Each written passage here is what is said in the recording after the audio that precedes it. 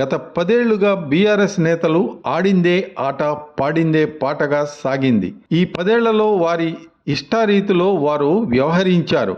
అధికారాన్ని అడ్డుపెట్టుకొని అడ్డగోలుగా దోచుకు తిన్నారు.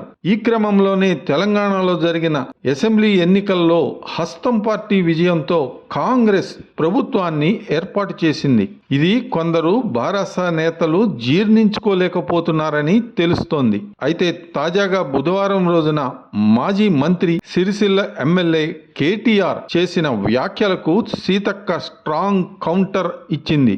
ఒక్క మాటలో చెప్పాలంటే కేటీఆర్ని అధికారం పోయిందన్న బాధ వెంటాడుతోందని సెటైరికల్గా మంత్రి సీతక్క ఎద్దేవా చేశారు. కాంగ్రెస్ పాలకులకు ఇప్పుడు అసలు ఆట ముందుందని సీతక్క తెలిపారు.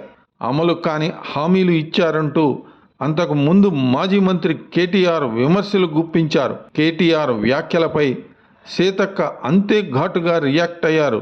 మిస్టర్ బీఆర్ఎస్ నేతలారా, మీకు అంత తొందరపాటు పనికిరాదని సీతక్క హెచ్చరించారు.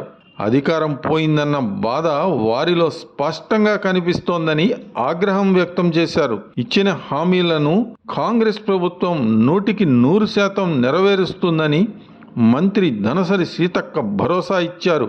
అసెంబ్లీ ఎన్నికల ప్రచార సమయంలో తాము ఇచ్చిన హామీలకు బీఆర్ఎస్ జోడించి చెప్పారని గుర్తు చేశారు. అలాంటప్పుడు వారు ఎలా ప్రశ్నిస్తున్నారని గులాబీ పార్టీ నేతలకు సీతక్క గట్టిగానే గడ్డిపెట్టిందని ప్రచారం జరుగుతోంది. ఇచ్చిన ప్రతి హామీని కాంగ్రెస్ ప్రభుత్వం నెరవేరుస్తుందని వ్యాఖ్యానించారు ధనసరి సీతక్క.